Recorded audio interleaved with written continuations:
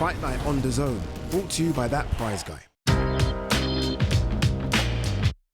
It really was, as Adam Smith said there, a brilliant performance, brilliant boxing, and a brilliant game plan by Tony Sims and the team. Well put to rest this Eubank-Benn rivalry for now. Yeah. For now, who knows what could happen in another 25 years or so. Was that a case of Conor Benn being so good or Eubank being so flat? I think it was a combination of both. I don't want to take anything away from Conor Benn because I thought it was an excellent performance. I actually give it a shutout. I struggled to give Eubank a round. I felt a little bit sorry for Eubank at times in there. He was just being bullied by the younger, fresher, stronger man as well. But it was a punch-perfect performance. I don't think anybody seen the fight being that one-sided in anyone's favour, you know. It was an excellent performance from Conor Benn. I remember interviewing you both, I think it was after round 6, and I said, like, Eubank looks a bit subdued, and I think you at the time, Tony, said no, he's going to come on in the second half, and we didn't get that second half performance from him. He tried it at the end, round 8. He tried it, and he landed a good few. I gave him 1, maybe 2 rounds at the most, but in round 8 he tried. Round 7 it might have been, he really tried. Last throw of the dice, just anything. Yeah, he was giving it, and for round 7 and 8 I thought he tried to put the shots together, but Conor was just too elusive at times, and the feints were offsetting him every single time. He couldn't work out any timing or any of the rhythm with Conor Benn, and that's what cost him tonight. He got out-jabbed and outworked and just bullied. And it was down to the tenacity, the speed, the game plan. All of the things came good for Conor Benn tonight, but most importantly, them feints and that jab was the key to victory, in my opinion. 36 certainly isn't old, not in life, but in boxing it can be. When you look at the top dogs in boxing right now, Usyk, Crawford, Bivol, Beterbiev, all past that age, but they only have 1 fight a year, a lot of those guys, 1 fight a year. Was it too quick a turnaround considering the punishment Eubank took in April to do this? Possibly, in November? possibly too quick a turnaround. I made that point as well at the start, but I mean, it could be a case that he's not the fighter that he once was as well, and that catches up with us at a point, and people fade at a different pace, and you've got guys like Terence Crawford who go on forever, and Usyk and everybody else, but they're special fighters, and Eubank's a decent fighter, but he's never been a special fighter, and maybe it's time to hang them up. He's not the fighter that he once was. I think that's unfair. I don't think he's done. I don't think he's done. So I think it's just he's come up tonight against the boy who wanted to have a boxing match with him. And if people listen to me all week, my point was from day one, Chris Eubank Jr. is a better fighter than he is a boxer. And Conor Benn has shown me tonight a different game plan, a different side to him, completely showed that he can keep his temperament in place and that he can box, Addy. And he outboxed Chris Eubank Jr. tonight. And that, for me, he used the speed, he used the size, he used all of the attributes he has to his advantage. And Chris Eubank Jr. couldn't deal with it. I haven't seen Chris Eubank Jr. outboxed that well since Billy Joe. And George Groves. He was thoroughly outboxed and beaten in every department. Yeah, he was. That's not to do with getting old, because he was in great shape and he did let his hands go around 7-8, but he couldn't deal with the elusiveness and the offset and feint of Conor Benn tonight. We looked over our shoulder because we thought another fight had kicked off in the ring. It was actually Chris, as you probably saw, Conor, walking back, taking in the adulation from the fans. Here's highlights of the fight, and from round 1 you could almost see that Chris's legs maybe didn't look underneath him, and Conor was on the front foot, a bit like a pit bull, wasn't he? Yeah, and he hurt him a few times, but he was controlled with his attacks. He wasn't pulling forward, he wasn't wasting too much energy. There was a lot of kind of head movement that for no reason the last time, like he was out of range and he was moving his head and stuff, and he's an emotional guy, and I think that emotions are good for him, but maybe he's just a little bit too emotional fighting in the last fight. He was in control. So he was very in control. He was in control. I think the biggest point that we made before this fight was, who wants to go into the fire? Who wants to go to that dark place first? In my opinion, it was clear Chris didn't want any part of that dark place. Chris didn't want to go back there, and I think what Carl touched upon earlier this week was, it's hurt him more. Yes, he might have won. He won the battle, but he did not win the war. And tonight the war was won by Conor Benn. You know, you could say it's the second half of the battle, but that was as convincing as a win as you will ever see in boxing. As convincing and one-sided win as you're likely to see. That's the round 8 that you're talking about. Those two right hands where it looked like the last throw of the dice. But he couldn't do anything else after that, Addy. That's the thing. It took so much energy to do that, and then he worked a little bit for 5 or 10 seconds, and I just thought there was nothing left tonight. And I know Tony's saying that it was a great performance from Conor, but I just think there was evidence there that this might be the time for Eubank to call it a day. And I don't want to sound harsh. No. I'm just trying to be honest. You're both fighters. You both have been there. Can we revisit that? Like, Cole says that maybe it should be done. When you see a fight like that, which is a near shutout, what makes you think there is something left with Chris? If it's a near shutout, Tony. It's a near shutout because he's fought a man who's quicker and sharper, and he's tried to box him again. Like, he's not a great boxer. Chris Eubank, he's a good scrapper, he's a good fighter. When he gets up close, he throws punches in combinations. But I pointed to this before the fight tonight. He can no longer fight Eddie for 3 minutes a round. And he hasn't been able to fight for 3 minutes a round for the last couple of years. So tonight, it's just this version of Conor Benn will beat him 10 times out of 10. Because he can't deal with someone offsetting him with feints and somebody boxing him who's quicker than him.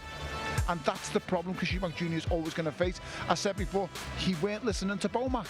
Yeah. I was sat for 80% of the fight right by his corner, and Bomac was screaming the correct instructions for him to follow, and he didn't want to listen, Addy. He didn't want to listen. It's the most expensive man in the world, and you've paid him to give you a drink. You didn't listen to his advice. He was telling him, put the jab on him, use the jab, create the distance and fire from out of range, and he wasn't listening. But listen, he's paid the price.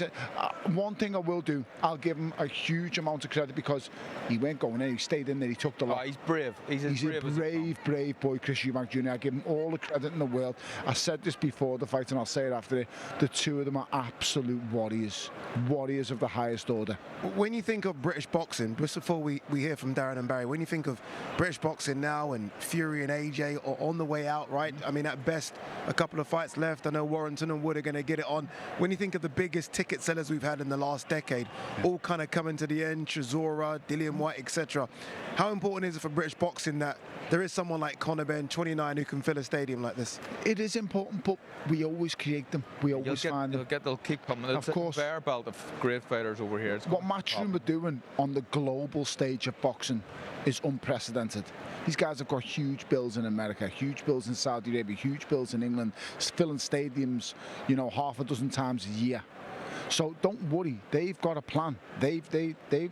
Matchroom bring longevity, and that's just the way it's going to go. This has been an unbelievable show put on by Turkey Al-Sheikh in the ring. It's been unbelievable from start to finish. But understand, we are a country that breed champions, and we always have, and guess what? We always will. We want it over here. That's just the way it is. Go on, Tony. Here. Yeah, here. All right, let's go downstairs to Darren Barker and Barry Jones for their reaction. Gents.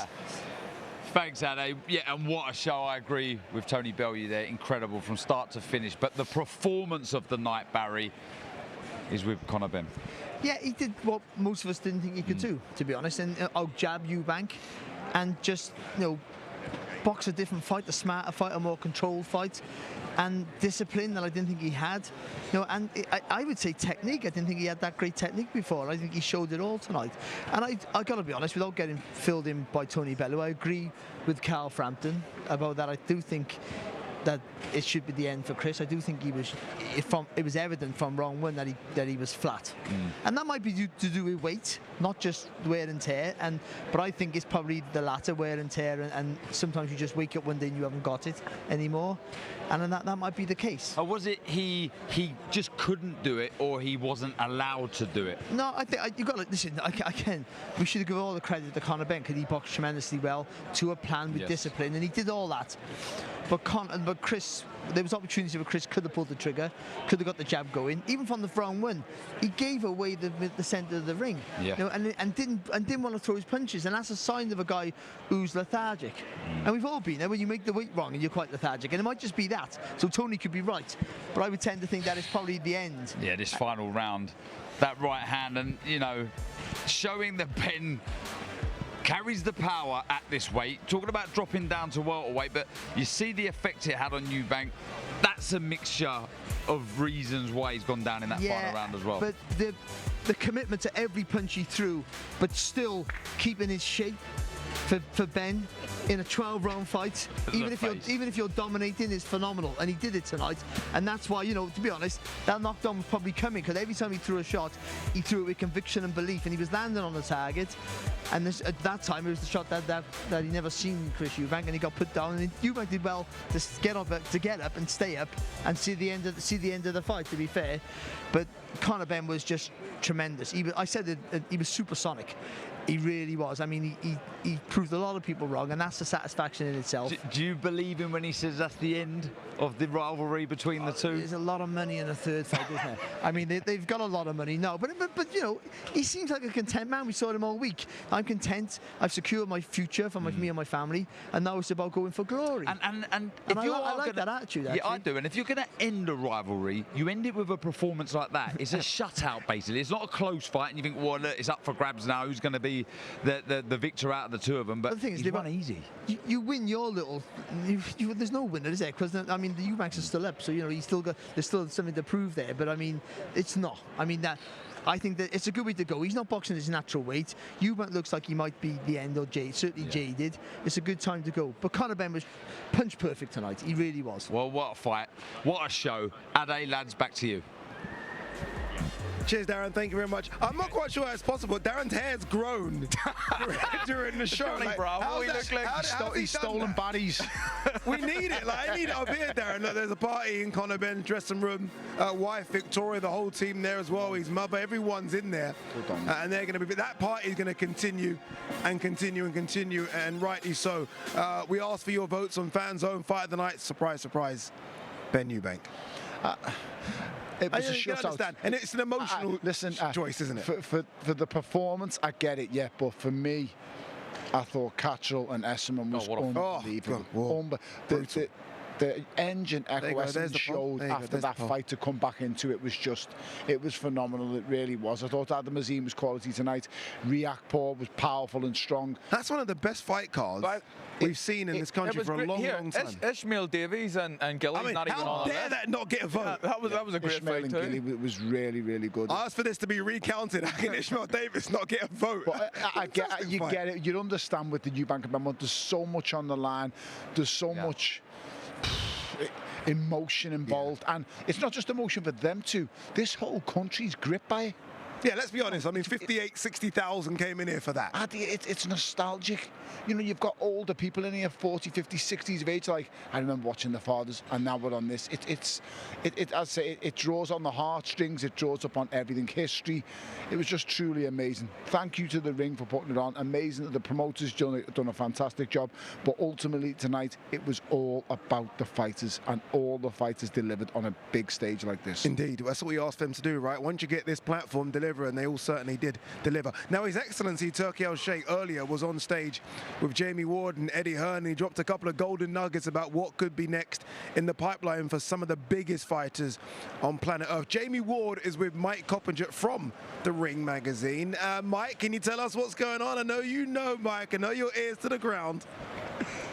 Yeah, well, here we are in the ring. After the storm comes the quiet. What a night here at the Tottenham Hotspur Stadium, joined by the man, the inside scoop at the Ring magazine, Mr. Mike Coppinger. Mike, firstly, what did you make of that main event tonight? You know, not as entertaining as the first fight, obviously, here in April in the same stadium, but what a performance from Conor Benn, no doubt whatsoever, and he punctuates it with 2 knockdowns in the final rounds. Might have had the knockout if the bell didn't ring at the end, so what a performance from Conor Benn, and big future for him ahead now. Outside of the main event, Mike, what else caught your attention on the undercard tonight? Has to be Jack Catterall, you know. Jack Catterall, we all thought that he beat Josh Taylor for the Undisputed Championship at 140 all those years ago, and then this time tonight against Echo Usman at 147. Jack Catterall, not known as a puncher, right, Jamie? But knocks him out, ring ejection, sends him through the ropes right there, busted his nose, probably broke it, and I thought that was a statement win, and Jack really needed it, right? He loses to Barbosa, and then he has that performance against Harlem Eubank, which was a really boring fight. So Jack Catterall, I think, puts himself on the map as well at 147. And when you look at the map of champions at 147. You give him a good chance in a lot of those fights, don't you? And there's a big fight at 147 next week, of course, in Riyadh, which he'll have his eyes on.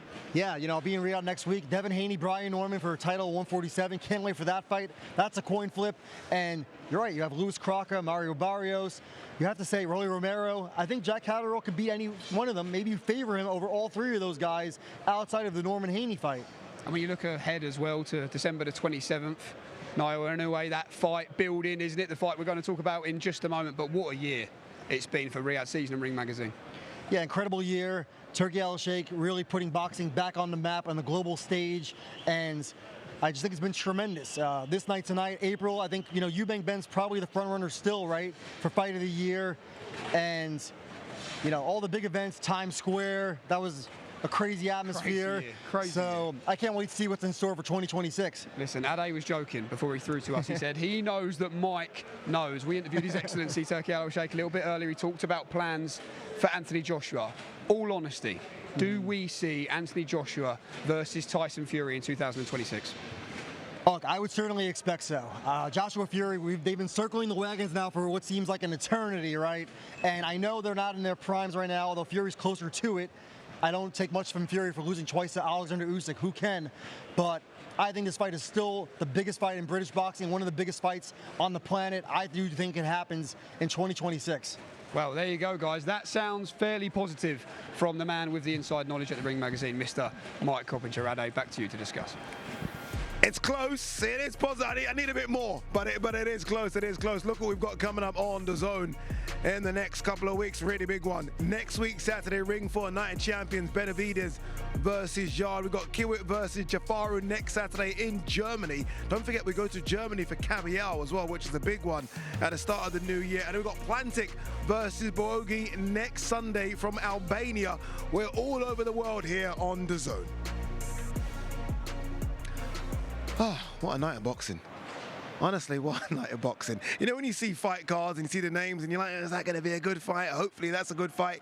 I mean, that delivered beyond anything of my wildest expectations. All the fights were fantastic. You just wanted to live up to expectation, and it surpassed it tonight again. Just like the last bill, it surpassed it. Last time, the two boys actually saved it, I think, at the very end in the first Conor Benn and Chris Eubank fight. But tonight, every fight exceeded expectation, in my opinion. They were all brilliant. So kudos to the fighters, and let's get the next one on the road. Let's get the next one on the road indeed. Just before I let you both go, put you on the spot very quickly. Who does Conor Benn fight next? Because that's what everyone wants to know, right? We didn't really get an answer. Give me a name. I would attack. Barrios is the one who fought Pacquiao last, isn't it? Yeah. I would attack Barrios. I think he beats Barrios, but an easier fight to make because it's in-house and because I'm from Belfast is Luis Crocker. Oh, okay. Yes. Fanzone have voted, by the way. Look at the votes on Fanzone. They want Ryan Garcia next 50%. Remember, that will be no title. Barrios, the WBC champion. Haney, who fights Brian Norman next weekend. And Luis Crocker. I don't mind going to Belfast. We all know who he wants, and we all know the reason why. Yeah. He wants the belt his father won, and Barrios owns the WBC belt. So that's kind of, the boy's at a position now where, you know what, he calls the shots, he gets what he wants, and I think that's the one you'll see. And he gets what he wants because in the end, he got the victory tonight. Again, thank you so much to everyone that tuned in. Thank you so much to the 60,000 plus that turned up to here at Tottenham Hotspur Stadium. Once again, thank you to the whole team. But most importantly, thank you for Mr. Carl Frampton, because you've been fantastic, Carl. You have. Thanks. Throughout, you really have. No, but seriously, look, it's been a great night of boxing here. Thanks, Ad. It's okay, I get it. It's been a great night of boxing here on DAZN. Eubank put up a great performance in what could be his last fight, but Conor Benn just got one back for the Benns. I have a feeling we see it again. Thank you for tuning on DAZN. Turn me up. Hey, turn me up. These dollars gonna cool me down. Pass me some gloves, I keep touching dog-ish. For all them times I couldn't, man, I had to bust my wrist. When I was in the trap, I had dreams on getting rich. All this ice around my neck, I'm getting chills, I feel sick. Real trapper, certified finesse. Loving the snow bunny, nickname Vanessa. I done hit the buzzer beater or pressure. When I was in the trap, I had dreams on getting rich. All this ice around my neck, I'm getting chills, I feel sick. Real trapper, certified finesse. Loving the snow bunny, nickname Vanessa. I done hit the buzzer beater or pressure. Got 23 inside my clip like LeBron James. Yeah, man, stop playing the boss. Turn me up.